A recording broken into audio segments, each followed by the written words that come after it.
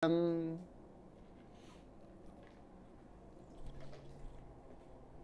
화났어요? 안 놀릴게요. 미안해. 미안해요. 네, 잘못했어요. 미안해. 아파라. 자, 한다잉. 이 적정에서 또 하나 꼭 알아야 되는 컨셉 중에 하나가 바로 스탠다디제이션이라고 하는 컨셉이에요. 이게 영어로 쓰면 단어가 좀 웃기거든요. 스탠다드란 말은 알죠? 그 스탠다드를 동사로 만들고 그걸 다시 명사로 만들어요. 그렇죠? 그래서 표준과 관련된 동사를 다시 명사로 만들어서 발음이 좀 어려워요. 스탠더디제이션인데 우리말로는 표준화 이렇게 번역을 해요. 그래서 중화 적정에서 이제 꼭 중화일 필요는 없고 하여튼 적정이라는 테크닉에서는 항상 필요한 내용인데 그게 뭔지를 이제 한번 알아보자 이런 얘기죠. 그래서 첫 번째 알아야 되는 말 프라이머리 스탠다드예요. 이 프라이머리 스탠다드를 우리말로 어떻게 번역하냐면 1차 표준 물질이라고 번역합니다. 그러면 이 프라이머리 스탠다드가 뭐냐? 요거 1. 그 자체가 매우 순수합니다. 자, 사실 그 자연계에 존재하는 물질들은 순물질이 많을까요? 사실 혼합물이 많을까요? 혼합물. 우리 자연에는 사실은 혼합물이 대부분입니다. 순물질로 있는 건 별로 없지만 그래도 아주 묘하게도 특별한 물질들은 지들끼리 뭉쳐가지고 아주 순도가 높게 유지되는 애도 있을 수 있잖아요. 대표적으로 금 같은 거예요. 무슨 말인지 알겠죠? 그런 것처럼 어쩌다 보니 그런 애들이 있을 수 있는데 그 중 아주 순도가 높아서 그것의 질량 혹은 부피를 측정하게 되면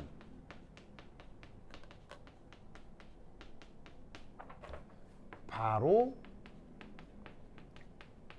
농도를 알 수 있는 물질, 그걸 1차 표준 물질이라고 합니다. 그러니까 1차 표준 물질은 속성상 다른 애들이 잘 섞여 있다, 잘 섞여 있지 않다? 잘 섞여 있지 않기 때문에 저울에 올려서 질량 딱 측정하는 순간 몰 질량으로 나눠서 몰수를 바로 할 수 있는 거예요. 무슨 말인지 알겠죠? 혹은 액체 상태의 물질이면 부피 측정하면 바로 질량이나 몰수를 또 바로 알 수 있고 그런 타입의 물질들을 뭐라고 부른다? 1차 표준 물질이라 한다 이런 얘기죠. 아시겠죠? 예? 알겠죠? 그러면 이 1차 표준 물질 프라이머리 스탠다드의 이제 보통의 성격을 좀 알아보겠습니다. 어떤 성격들을 주로 갖느냐? 첫 번째 1. 순도가 99.9% 이상 순수합니다. 그냥 속성상 얘는 보통 순도가 99.9%입니다. 그래서 아주 순도가 높아야 하고요. 그 다음 두 번째 보통의 환경. 그러니까 여기서 보통의 환경이라는 게 그냥 일기압 25도씨 얘기하는 겁니다. 그렇죠? 일기압 25도씨 보통의 환경에서 분해되지 않습니다.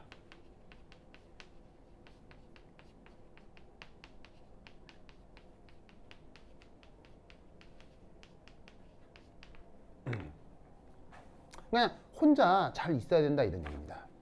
그 다음 세 번째 열 혹은 감압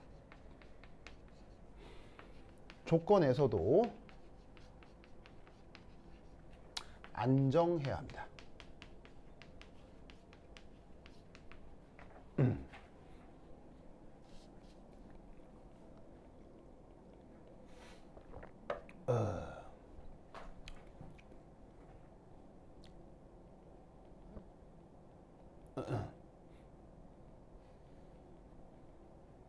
자, 실험을 하다 보면 뭘 할 수도 있겠어요. 실험하다 보면 약간 가열의 필요성이 있을 수 있죠. 좀 이게 반응이 돼야 되는데 약간 좀 그러니까 예를 들면 뭐 가열하는데 한 뭐 1억 켈빈으로 가열해 볼까? 뭐 이건 아니고 1억 켈빈이면 태양 온도잖아요. 그 정도면 다분해가 되는 그런 거 말고 한 5, 60도 정도로 살짝 가열해 볼까? 요 정도 알겠어요? 요 정도의 약간의 가열 조건에서도 크게 변형이 안 돼야 돼요. 알겠죠? 그다음 감압은 뭐냐면 이게 그 실험을 하다 보면 약간 압력을 줄여서 수분 같은 걸 날려야 될 필요가 있어요. 그러니까 예를 들면 이제 그 머리에 묻은 이런 수분 같은 거 우리가 보통 어떻게 말려요? 헤어 드라이기로 왱 하면 부분 마르잖아요. 그런 것처럼 또 어떤 방법으로 이 수분을 날리기도 하냐면 주변을 저압 조건으로 만들어요. 저압 조건으로 만들어서 물이 빨리 증발하게 만드는 테크닉도 있거든요. 그런 걸 이제 우리가 로터리 이베포레이터라고 하는데 카페인 추출 실험에서 그 로터리 이베포레이터 테크닉을 설명을 했기 때문에 카페인 추출 실험 그 영상을 꼭 봐야 돼요. 알겠죠? 네. 꼭 봐야 돼. 그 카페인 추출 실험은 카페인 추출만 설명한 게 아니라 그거와 관련된 여러 실험 테크닉을 내가 다 설명을 했으니까 꼭 다 봐야 돼. 네. 동현고스 알겠죠? 네. 네. 쌤 네. 네. 쌤 알겠죠? 그렇죠? 도현 알겠죠? 도현 알겠죠? 아니 도현아 이 정도는 대답해 줄 수 있잖아요. 그죠? 공부는 해야 돼. 알겠죠? 도현아. 도현 알겠죠? 아유 저 청개구리. 자 여하튼 그래서 요런 약간의 실험적인 처치를 해야 될 필요가 있는 조건에서도 안정하게 잘 존재해야 돼. 사실은 너무 이상한 조건이에요. 굉장히 그럴듯해요. 그럴듯하죠. 그러니까 이게 기준이 돼야 되는 물질인데 뭐 조금만 열감아 부숴주고 막 이러면 의미가 없잖아요. 그래서 꽤 안정하게 있어야 된다라는 거고요. 그래서 이런 성격을 갖는 걸 1차 표준 물질이라고 하는데 이 1차 표준 물질을 지금의 상염기 적정에서 얘기를 좀 해보면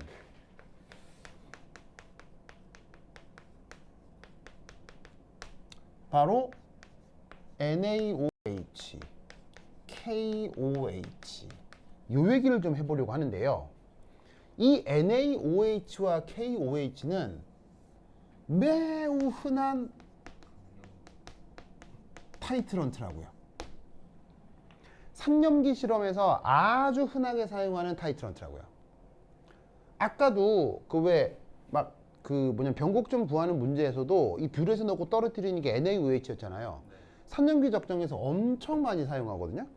이 NaOH와 KOH는 놀라웠게도 1차 표준 물질이 아닙니다.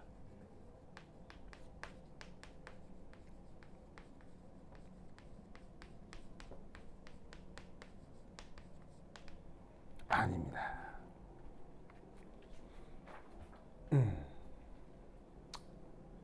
왜냐?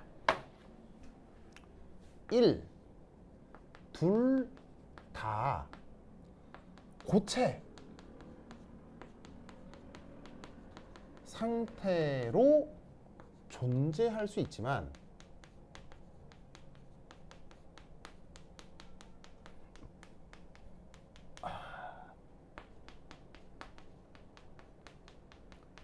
조회성이 아주 강합니다.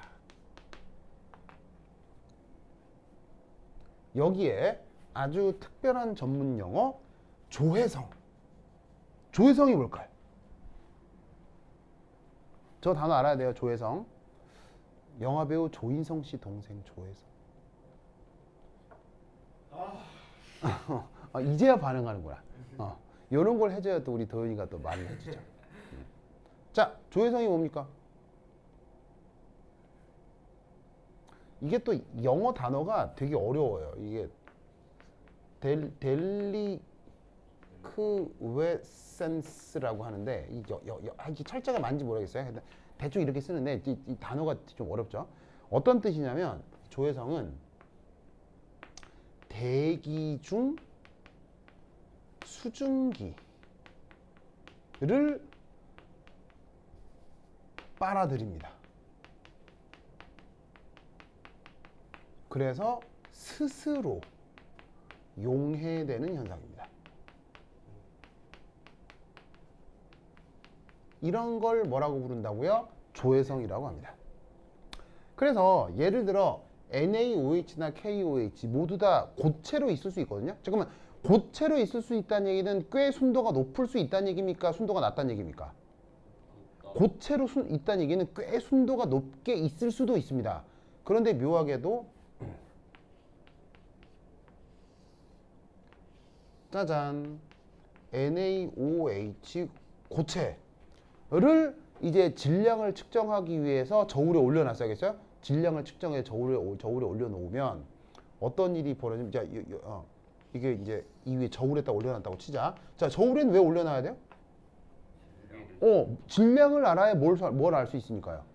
몰수를 알 수 있으니까요. 몰수를 알기 위해 질량을 측정해야 되는데 갑자기 난데없이, 진짜 거짓말 안 하고요, 그냥 수초 후, 한 2, 3초 후에 갑자기 어떤 일이 벌어지냐면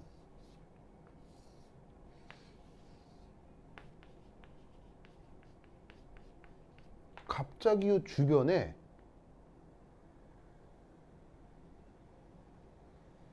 이렇게 물기가 맺힙니다.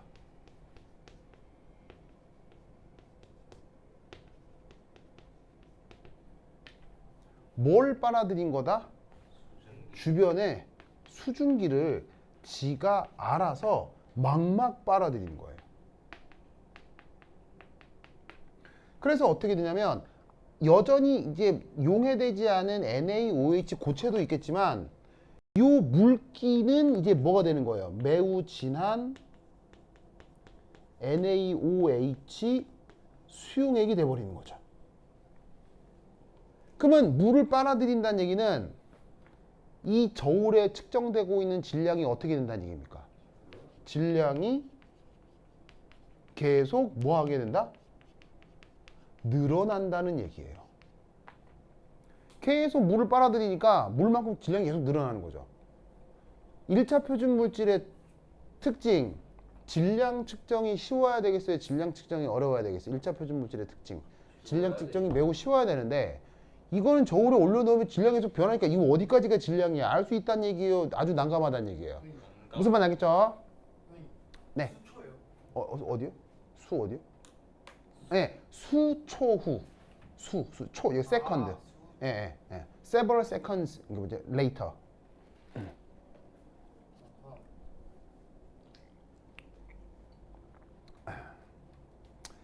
그래서 우선 첫 번째 이런 조해성 때문에 그 1차 표준 물질이 될 수가 없습니다.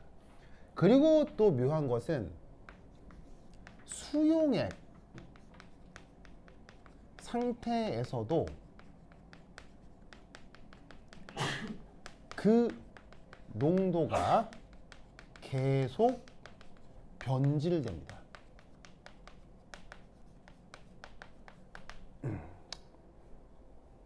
자, 왜냐? 그래서 어짜둔둥 NaOH 수용액을 만들어 두었다고 칩시다. 그러면 만들어 두면 그 농도는 일정하다라고 생각할 수 있으나 그렇지 않다는 얘기예요. 왜? 난데없이 누구랑 반응한다? 짜자자잔. 바로 대기 중에 있는 이산화탄소를 빨아들입니다. 뭐가 될 수 있기 때문에? Na2CO3요. 그리고 물. 그럼 여기에 더블링을 해주면 되겠죠. 무슨 말 알겠죠? 이 상태로 있기를 바라는데 대기 중에 CO2를 빨아들여 가지고는 이런 꼴로 바뀐다는 얘기예요. 무슨 말 알겠죠? 그러면 이 말은 계속 이산화탄소랑 반응하기 때문에 이 녀석의 농도가 계속 어떻게 된다는 얘기예요? 줄어든다는 얘기죠.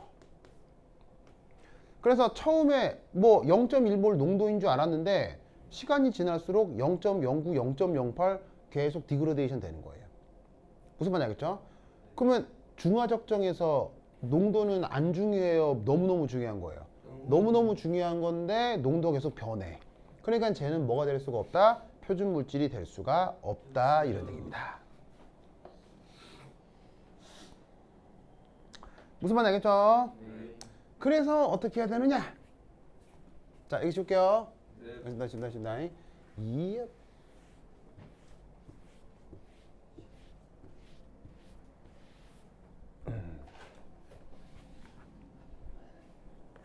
그래서 3 이런 식의 NaOH 수용액 등은 실험 직전에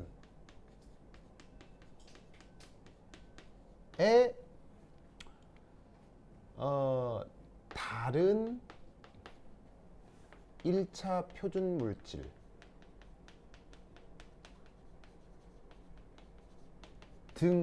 등으로 미리 적정해서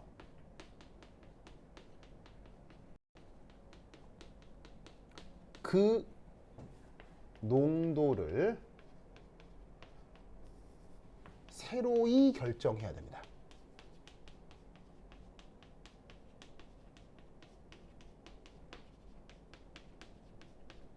무슨 말이냐?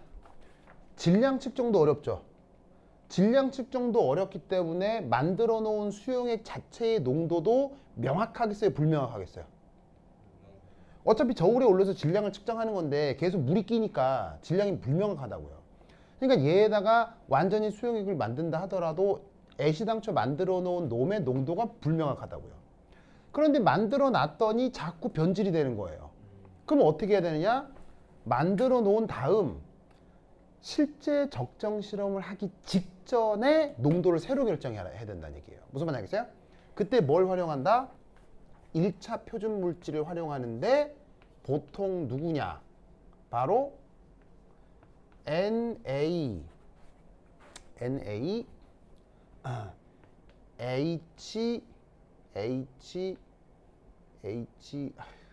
HOX 혹은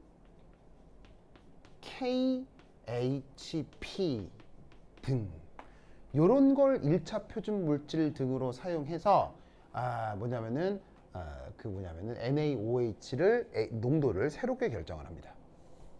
무슨 말 알겠죠? 그렇죠? 그러면 여기 등장하는 희한한 물질들이 있죠. 희한한 물질들. 얘들이 누구냐? 이 탄소, 산소, O, H, 탄소, 산소, O. 혹시 이 물질 어디서 봤었는지 기억나요? 바로 다양성자성 완충용액 할 때 얘가 나왔었거든요. 그러면서 완충용액 만들 때 다양성자성 문제 푸는 때 어려울 때 어려운 문제 할 때 이거 한번 나온 적이 있어요. 그래서 이렇게 탄소 2개, 산소 4개로 되어 있는 유기물인데 여기에 수소 대신 하나가 이온화가 돼서 음이온이 되고 여기에 Na 플러스가 붙어 있는 물질. 보이시죠? 얘 이름이 뭐냐면 소디움 하이드로젠 옥살레이트예요. 무슨 말 알겠죠? 이거를 다른 말로 NaHOX라고 쓴 거예요. 무슨 말 알겠죠? 그래서 요 물질이 요걸 얘기하는 겁니다. 그 다음 또 어떤 애가 있을 수 있냐면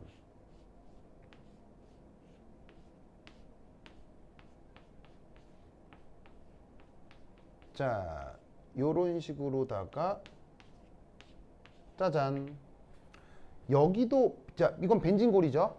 벤진골이에 COOH가 붙어 있는 건데 그 COH가 2개가 붙어 있어요. 그런데 이때 하나의 수소가 이온화를 해서 이 자리에 포타슘 플러스 양이온이 붙어 있을 수 있는데 이놈 이름이 뭐냐? 포타시움 하이드로젠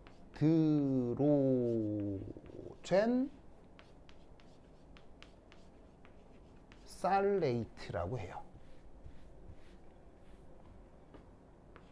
이걸 줄여서 KHP라고 하는 겁니다. 여기 공통적으로 하이드로진이란 말이 들어있죠. 여기 여전히 붙어있는 요수소를 뜻해요. 여기도 하이드로진이란 말이 있죠. 여기 여전히 붙어있는 조수소를 뜻하는 거예요. 무슨 말 알겠죠? 요런 애들이 NaOH의 농도를 결정하는 1차 표준 물질로 많이 사용돼요. 즉 얘들은 꽤 안정한 화합물이다, 불안정한 화합물이다? 얘들은 굉장히 안정해요. 안정해서 얘네들은 변질도 잘 안 되기 때문에 NaOH의 새로운 적정에 아주 유용하게 많이 사용됩니다.